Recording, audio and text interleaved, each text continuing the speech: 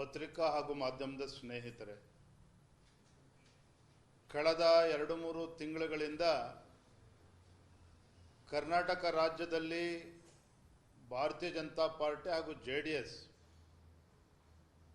ಭ್ರಷ್ಟ ಕಾಂಗ್ರೆಸ್ ಸರ್ಕಾರದ ವಿರುದ್ಧ ನಿರಂತರವಾಗಿ ಹೋರಾಟಗಳನ್ನು ಸದನದ ಒಳಗಡೆ ಹಾಗೂ ಸದನದ ಹೊರಗಡೆ ಭ್ರಷ್ಟ ಮುಖ್ಯಮಂತ್ರಿಗಳು, ಭ್ರಷ್ಟ ಕಾಂಗ್ರೆಸ್ ಸರ್ಕಾರದ ವಿರುದ್ಧ ಹೋರಾಟಗಳನ್ನು ಮಾಡ್ಕೊಂಡು ಬಂದಿದ್ದೇವೆ. ನಮ್ಮ ಈ ಹೋರಾಟದ ಪರಿಣಾಮವಾಗಿ ವಾಲ್ಮೀಕಿ ಅಭಿವೃದ್ಧಿ ನಿಗಮದಲ್ಲಿ ಅಂದಿನ ಸಚಿವರಾಗಿದ್ದಂಥ ನಾಗೇಂದ್ರ ಅವರು ತಮ್ಮ ಸ್ಥಾನಕ್ಕೆ ರಾಜೀನಾಮೆ ಕೊಡಬೇಕಾಯಿತು. ತದನಂತರದಲ್ಲಿ ರಾಜ್ಯದ ಮುಖ್ಯಮಂತ್ರಿಗಳು ಸಿದ್ದರಾಮಯ್ಯನವರು ವಾಲ್ಮೀಕಿ ಅಭಿವೃದ್ಧಿ ನಿಗಮದಲ್ಲಿ ಹಗರಣ ನಡೆದೇ ಇಲ್ಲ ಅಂತೇಳಿ ಏನು ಪ್ರತಿಪಾದನೆ ಮಾಡ್ತಾ ಇದ್ರು, ಸ್ವತಃ ಮುಖ್ಯಮಂತ್ರಿಗಳೇ ಸಿದ್ದರಾಮಯ್ಯನವರೇ ಸದನದ ಒಳಗಡೆ ಹೌದು ವಾಲ್ಮೀಕಿ ಅಭಿವೃದ್ಧಿ ನಿಗಮದಲ್ಲಿ ಹಗರಣ ಆಗಿದೆ, 87 ಕೋಟಿ ರೂಪಾಯಿನ ಹಗರಣ ಆಗಿದೆ ಅಂತೇಳಿ ಸ್ವತಃ ಮುಖ್ಯಮಂತ್ರಿಗಳು ಒಪ್ಕೊಂಡಿರ್ತಕ್ಕಂಥದ್ದು. ಮತ್ತೊಂದು ಕಡೆ ಎನ್ಫೋರ್ಸ್ಮೆಂಟ್ ಡೈರೆಕ್ಟರೇಟ್ ಏನು ವಾಲ್ಮೀಕಿ ಅಭಿವೃದ್ಧಿ ನಿಗಮ ಪರಿಷ್ಠ ಪಂಗಡಗಳ ಅಭಿವೃದ್ಧಿಗೆ ಮೀಸಲಿಟ್ಟಿರ್ತಕ್ಕಂಥ ಹಣವನ್ನು ಸಿದ್ದರಾಮಯ್ಯ ನೇತೃತ್ವದ ಕಾಂಗ್ರೆಸ್ ಸರ್ಕಾರ ನುಂಗು ಹಾಕಿದೆ.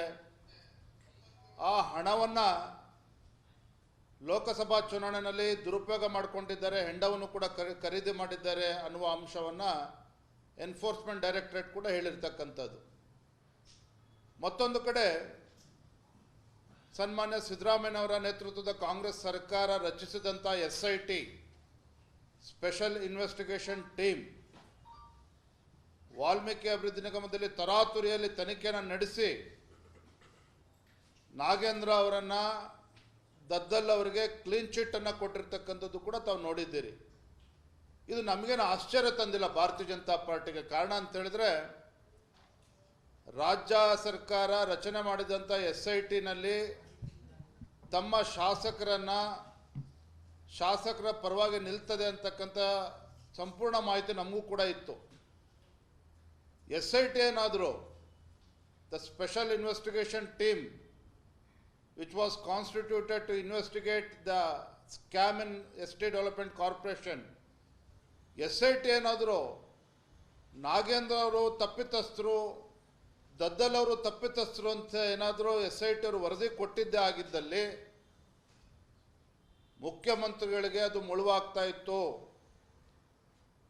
ತದನಂತರದಲ್ಲಿ ಮುಖ್ಯಮಂತ್ರಿಗಳು ಕೂಡ ನೇರವಾಗಿ ಹಣಕಾಸಿನ ಸಚಿವರಾಗಿರ್ತಕ್ಕಂಥ ಮುಖ್ಯಮಂತ್ರಿಗಳ ಪಾತ್ರವೂ ಕೂಡ ಇದರಲ್ಲಿ ಇರುವ ಕಾರಣ ಮುಖ್ಯಮಂತ್ರಿಗಳ ಬುಡಕ್ಕೆ ಬರ್ತಾ ಇತ್ತು. ಆ ಕಾರಣದಿಂದಲೇ ರಾಜ್ಯ ಸರ್ಕಾರ ರಚಿಸಿದಂಥ SIT ಇಬ್ಬರೂ ಶಾಸಕರುಗಳಿಗೆ ಕ್ಲೀನ್ ಚಿಟ್ ಕೊಟ್ಟಿರ್ತಕ್ಕಂಥದ್ದು. ಮತ್ತೊಂದು ಕಡೆ ಮೈಸೂರಿನ ಮೂಡಾ ಹಗರಣ, ಮೂಡಾದಲ್ಲಿ ಮುಖ್ಯಮಂತ್ರಿಗಳು ಅವರ ಧರ್ಮಪತ್ನಿಗೆ ಬಂದಿರತಕ್ಕಂಥ 14 ನಿವೇಶನಗಳು, ಅಕ್ರಮವಾಗಿ ಬಂದಿರತಕ್ಕಂಥ 14 ನಿವೇಶನಗಳು. ಮತ್ತೊಂದು ಕಡೆ ಸಿದ್ದರಾಮಯ್ಯನವರು ಮುಖ್ಯಮಂತ್ರಿ ಆದ ನಂತರದಲ್ಲಿ ಮೂಡಾದಲ್ಲಿ ಆಗಿರ್ತಕ್ಕಂಥ 5,000 ಕೋಟಿಗೂ ಹೆಚ್ಚು ಒಂದು ಹಗರಣ ಏನಾಗಿದೆ. ಇವೆಲ್ಲ ವಿಚಾರಗಳನ್ನು ಇಟ್ಕೊಂಡು ನಾವು ಬೆಂಗಳೂರಿಂದ ಮೈಸೂರಿಗೆ ಪಾದಯಾತ್ರೆಯನ್ನು ಕೂಡ ಮಾಡಿದ್ವಿ.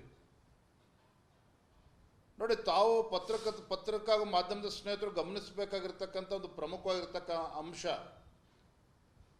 ಒಂದು ಕಡೆ ಸಿದ್ದರಾಮಯ್ಯನವರಾಗಲಿ DK ಶಿವಕುಮಾರ್ ಅವರಾಗಲಿ ರಾಜ್ಯದಲ್ಲಿ ಕಾಂಗ್ರೆಸ್ ಪಕ್ಷಕ್ಕೆ ಅಧಿಕಾರಕ್ಕೆ ಅವಕಾಶ ಮಾಡಿಕೊಡಿ, ಬಹುಮತ ಕೊಡಿ, ಅಭಿವೃದ್ಧಿ ಮಾಡ್ತೇವೆ ಅಂಥೇಳಿ ಅಹಿಂದ ಸಮಾವೇಶಗಳನ್ನು ಮಾಡಿಕೊಂಡು ಇವತ್ತು ರಾಜ್ಯದಲ್ಲಿ ಅಧಿಕಾರಕ್ಕೆ ಬಂದಿರತಕ್ಕಂಥ ಸಿದ್ದರಾಮಯ್ಯನವರ ನೇತೃತ್ವದ ಕಾಂಗ್ರೆಸ್ ಸರ್ಕಾರ ಯಾವ ರೀತಿ ಹಗರಣದಲ್ಲಿ ಮುಳುಗಿದೆ ಮತ್ತು ಯಾರಿಗೆ ಅನ್ಯಾಯ ಆಗ್ತದೆ, ಯಾವ ಅಹಿಂದ ಹೆಸರು ಹೇಳಿಕೊಂಡು ಅಧಿಕಾರವನ್ನು ನಡೆಸ್ತಾ ಇದ್ದಾರೋ, ಅಧಿಕಾರಕ್ಕೆ ಬಂದಿದ್ದಾರೋ ಅದೇ ಅಹಿಂದ ಸಮುದಾಯಗಳಿಗೆ ಇವತ್ತು ಸಿದ್ದರಾಮಯ್ಯ ನೇತೃತ್ವದ ಕಾಂಗ್ರೆಸ್ ಸರ್ಕಾರ ಅನ್ಯಾಯ ಮಾಡಿರ್ತಕ್ಕಂಥದ್ದು.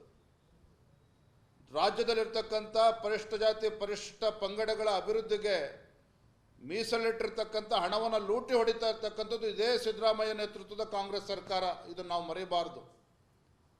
ಮೈಸೂರಿನ ಮೂಡಾ ಪ್ರಕರಣದಲ್ಲೂ ಸಹ ಬಡವರಿಗೆ ವಂಚನೆ ಮಾಡಿ ಅಲ್ಲಿರ್ತಕ್ಕಂಥ ದಲಿತರು ಬಡವರಿಗೆ ಸಿಗಬೇಕಾಗಿರ್ತಕ್ಕಂಥ ನಿವೇಶನವನ್ನು ಇವತ್ತು ರಿಯಲ್ ಎಸ್ಟೇಟ್ ನಡೆಸ್ತಕ್ಕಂಥ ಪುಡಾರಿಗಳಿಗೆ ಇವತ್ತು ನಿವೇಶನಗಳನ್ನು ಕೊಟ್ಟಿರ್ತಕ್ಕಂಥದ್ದು. ಮೂರನೇ ಅಂಶ ತಮಗೆ ಗೊತ್ತಿರಲಿ, ಸಿದ್ದರಾಮಯ್ಯನವರು ಪದೇ ಪದೇ ಹೇಳ್ತಾ ಇದ್ರು, ಸದನದಲ್ಲಿ ಮೂಡ ಬಗ್ಗೆ ಚರ್ಚೆ ಮಾಡೋದಕ್ಕೆ ಅವಕಾಶ ಮಾಡಿಕೊಡ್ಲಿಲ್ಲ ಸಿದ್ದರಾಮಯ್ಯನವರು, ಅದು ಬೇರೆ ಮಾತು. ಅದಕ್ಕೆ ಕಾರಣಗಳು ಸಾಕಷ್ಟಿತ್ತು. BJP JDS ಪಕ್ಷ ಮೂಡ ವಿಚಾರದಲ್ಲಿ ಎತ್ತಿರ್ತಕ್ಕಂಥ ಪ್ರಶ್ನೆಗೆ ರಾಜ್ಯದ ಗೌರವಾನ್ವಿತ ಮುಖ್ಯಮಂತ್ರಿಗಳಿಗೆ ಉತ್ತರ ಅವತ್ತೂ ಕೂಡ ಇರಲಿಲ್ಲ, ಇವತ್ತೂ ಕೂಡ ಇಲ್ಲ ಅವ್ರ ಹತ್ರ. ನಾವು ಎತ್ತಿರ್ತಕ್ಕಂಥ ಪ್ರಶ್ನೆಗಳಿಗೆ ಮುಖ್ಯಮಂತ್ರಿಗಳ ಹತ್ರ ಉತ್ತರ ಇಲ್ಲ. ಏನು ಹೇಳ್ತಾ ಇದ್ರು ಸಿದ್ದರಾಮಯ್ಯನವರು? BJP ಸರ್ಕಾರ ಇದ್ದಾಗಲೇ ಅವರ ಧರ್ಮಪತ್ನಿಗೆ 14 ನಿವೇಶನಗಳು ಕೊಟ್ಟಿರ್ತಕ್ಕಂಥದ್ದು ಅನ್ನೋ ಮಾತನ್ನು ಹೇಳ್ತಾ ಇದ್ರು. ಇವತ್ತು ಮತ್ತೊಮ್ಮೆ ಪುನರುಚ್ಚಾರ ಮಾಡ್ತೇನೆ, ಮಾನ್ಯ ಮುಖ್ಯಮಂತ್ರಿಗಳು ಸಿದ್ದರಾಮಯ್ಯನವರೇ, ತಮ್ಮ ಧರ್ಮಪತ್ನಿಗೆ 14 ನಿವೇಶನಗಳು BJP ಸರ್ಕಾರ ಇದ್ದಂಥ ಅವಧಿಯಲ್ಲಿ ಕೊಟ್ಟಿರ್ತಕ್ಕಂಥದ್ದು ಅನ್ನುವ ವಿಚಾರವನ್ನು ತಾವೇನು ಹೇಳ್ತಾ ಇದ್ದೀರಿ. ತಮ್ಮ ಧರ್ಮಪತ್ನಿಗೆ 14 ನಿವೇಶನಗಳು ಮೂಡಾದ ಯಾವುದೇ ಸಭೆಯಲ್ಲಿ, ಮತ್ತೊಮ್ಮೆ ಹೇಳ್ತೇನೆ, ತಮ್ಮ ಧರ್ಮಪತ್ನಿಗೆ, ಮುಖ್ಯಮಂತ್ರಿಗಳ ಧರ್ಮಪತ್ನಿಗೆ ಅಲಾಟ್ ಆಗಿರ್ತಕ್ಕಂಥ 14 ನಿವೇಶನಗಳು ಮೂಡಾದ ಯಾವುದೇ ಒಂದು ಸಭೆಯಲ್ಲಿ ತೀರ್ಮಾನ ಆಗಿಲ್ಲ, ಮೂಡಾದ ಯಾವುದೇ ಸಭೆಯಲ್ಲಿ ಮೀಟಿಂಗಲ್ಲಿ ಪ್ರೊಸೀಡಿಂಗ್ಸ್ ಆಗಿಲ್ಲ.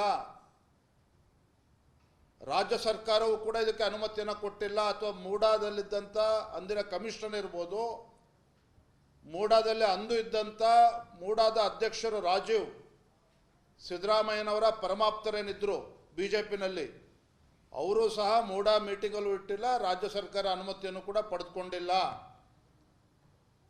ಒಟ್ಟಾರೆಯಾಗಿ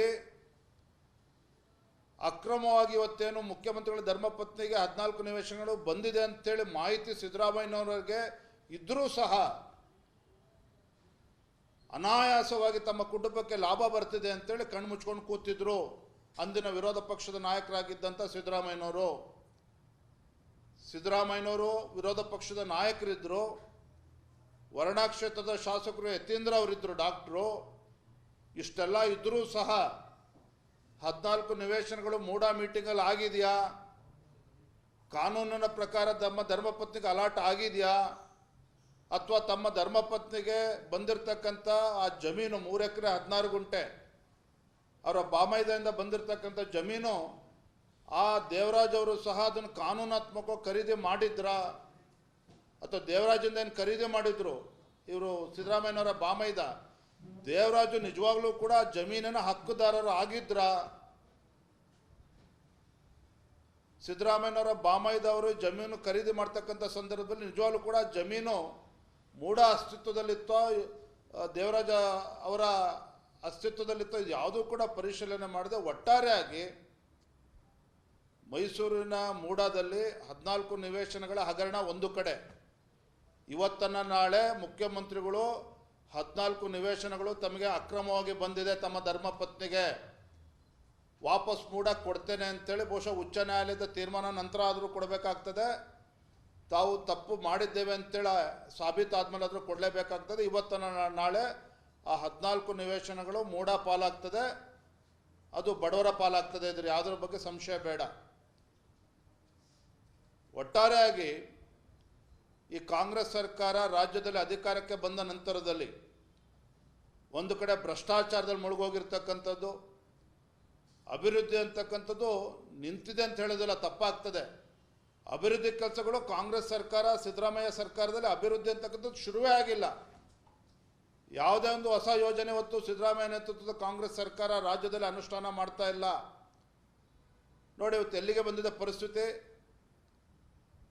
KSRTC ಇನ್ನೊಂದು 3-4 ತಿಂಗಳು ಹೀಗೆ ಹೋದರೆ ಈಗಾಗಲೇ 4,500 ಕೋಟಿ ಇವತ್ತು ರಾಜ್ಯ ಸರ್ಕಾರ KSRTCಗೆ ಹಣ ತುಂಬಬೇಕಾಗಿದೆ, ಬಿಕಾಸ್ ಆಫ್ ದೇರ್ ಗ್ಯಾರಂಟಿ. ಇಲ್ಲ ಅಂದರೆ KSRTC ಬಾಗಿಲು ಮುಚ್ಚ ಹಾಕಬೇಕಾಗ್ತದೆ, ಸಂಬಳ ಕೊಡೋದಕ್ಕೂ ಕೂಡ ಅವ್ರ ಹತ್ರ ದುಡ್ಡಿಲ್ಲ. ಮತ್ತೊಂದು ಕಡೆ ಅಂಗನವಾಡಿ ಕಾರ್ಯಕರ್ತರು, ಕಾಂಗ್ರೆಸ್ ಅವರು ಮ್ಯಾನಿಫೆಸ್ಟೋದಲ್ಲಿ ಹೇಳಿದರು ತಮ್ಮ ಸರ್ಕಾರ ಅಧಿಕಾರಕ್ಕೆ ಬಂದರೆ ಅಂಗನವಾಡಿ ಕಾರ್ಯಕರ್ತರ ಗೌರವ ಧನವನ್ನು ಜಾಸ್ತಿ ಮಾಡ್ತೀವಿ ಅಂತೇಳಿ. ನೋಡಿ ಇವ್ರ ಹಣೆ ಬರ ನೋಡಿ, ರಾಜ್ಯದ ಆರ್ಥಿಕ ಪರಿಸ್ಥಿತಿ ಯಾವ ರೀತಿ ಕುಗ್ಗೋಗಿದೆ ಅಂತ ಹೇಳಿದರೆ, ಒಬ್ಬ ಅನುಭವಿ ಮುಖ್ಯಮಂತ್ರಿಗಳು 14 ಬಜೆಟನ್ನು ಮಂಡನೆ ಮಾಡಿರ್ತಕ್ಕಂಥ ಅನುಭವಿ ಮುಖ್ಯಮಂತ್ರಿಗಳು ಇದ್ದರೂ ಸಹ ಅಂಗನವಾಡಿ ಕಾರ್ಯಕರ್ತರಿಗೆ ಗೌರವಧನ ಹೆಚ್ಚಿಸೋದಿರಲಿ, ಅವರ ಗೌರವಧನ ಕೊಡೋದಕ್ಕಾಗ್ತಿಲ್ಲ. 3 ತಿಂಗಳು ಕಾಯಬೇಕಾಗಿದೆ. ಈಗ 3 ತಿಂಗಳಿಂದ ಕೊಟ್ಟಿಲ್ಲ.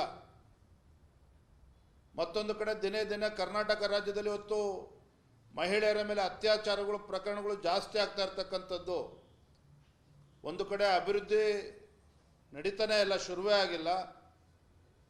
ರಾಜ್ಯದ ಆರ್ಥಿಕ ಪರಿಸ್ಥಿತಿ ಸಂಪೂರ್ಣವಾಗಿ ಕುಸಿದು ಬಿದ್ದಿರ್ತಕ್ಕಂಥದ್ದು, ಕಾನೂನು ಸುವ್ಯವಸ್ಥೆ ಹಾಳಾಗಿರ್ತಕ್ಕಂಥದ್ದು. ಮತ್ತೊಂದು ಕಡೆ ಔಟ್ ಗೋಯಿಂಗ್ ಚೀಫ್ ಮಿನಿಸ್ಟರ್ ಸಿದ್ದರಾಮಯ್ಯನವರು ಯಾವ ಕ್ಷಣದಲ್ಲಿ ಬೇಕಾದರೂ ಮುಖ್ಯಮಂತ್ರಿ ಸ್ಥಾನಕ್ಕೆ ರಾಜೀನಾಮೆ ಕೊಡಬಹುದು. ಕಳೆದ 2 ತಿಂಗಳುಗಳಿಂದ ರಾಜ್ಯದಲ್ಲಿ ಇವತ್ತು ಆಡಳಿತ ಅಂತಕ್ಕಂಥದ್ದು ಸಂಪೂರ್ಣ ಕುಸಿದಿದೆ. ಮಂತ್ರಿಗಳು ವಿಧಾನಸೌಧಕ್ಕೆ ಹೋಗ್ತಾ ಇಲ್ಲ, ಯಾಕಂದರೆ ಅವ್ರಿಗೂ ಕೂಡ ವಿಶ್ವಾಸ ಇಲ್ಲ. ಯಾವಾಗ ಮುಖ್ಯಮಂತ್ರಿ ರಾಜೀನಾಮೆ ಕೊಡ್ತಾರೋ, ಯಾವಾಗ ಡೆಲ್ಲಿಗೆ ಹೋಗಬೇಕು ಸಿದ್ದರಾಮಯ್ಯನ ಪರವಾಗಿ ಬ್ಯಾಟಿಂಗ್ ಆಡೋದಕ್ಕೆ. ಪಾಪ DK ಶಿವಕುಮಾರ್ ಸಾಹೇಬ್ರು ಬಿಡಿ ಆಗಲೇ ವೈಷ್ಣವದೇವಿ ಹೋಗಿ ಬಂದುಬಿಟ್ಟಿದ್ದಾರೆ. ತಾಯಿಯಲ್ಲಿ ಆಶೆ ಬೇಡ್ಕೊಂಡು ಆಶೀರ್ವಾದ ಪಡ್ಕೊಂಡು ಬಂದಂಗೆ ಕಾಣ್ತಾರೆ, ಅದು ಬೇರೆ ವಿಚಾರ. ಆದರೆ ಎಲ್ಲೋ ಒಂದು ಕಡೆ ಸಿದ್ದರಾಮಯ್ಯನವರು, ಮುಖ್ಯಮಂತ್ರಿಗಳು ಆಗಿರ್ತಕ್ಕಂಥ ಸಿದ್ದರಾಮಯ್ಯನವರು ಕ್ಷಣಗಣನೆ ಪ್ರಾರಂಭ ಆಗಿದೆ. ಯಾವ ಸಂದರ್ಭದಲ್ಲಿ ಬೇಕಾದ್ರೂ ರಾಜೀನಾಮೆನ ಕೊಡ್ಬೋದು. ಆದರೆ ನಾನು ರಾಜ್ಯದ ಭಾರತೀಯ ಜನತಾ ಪಾರ್ಟಿ ಅಧ್ಯಕ್ಷನಾಗಿ ಇವತ್ತೇನು ಮೊನ್ನೆ ಬೆಂಗಳೂರಿನಿಂದ ನಾವು JDS ಎರಡೂ ಪಕ್ಷಗಳು ಪಾದಯಾತ್ರೆ ಮಾಡಿದಂಥ ಸಂದರ್ಭದಲ್ಲಿ ನೋಡಿದರೆ ಯಾವ ರೀತಿ ಉತ್ಸಾಹದಿಂದ ಆ ಪಾದಯಾತ್ರೆಯಲ್ಲಿ ಸಾವಿರ ಸಂಖ್ಯೆಯಲ್ಲಿ ಪಾಲ್ಗೊಂಡ್ರು.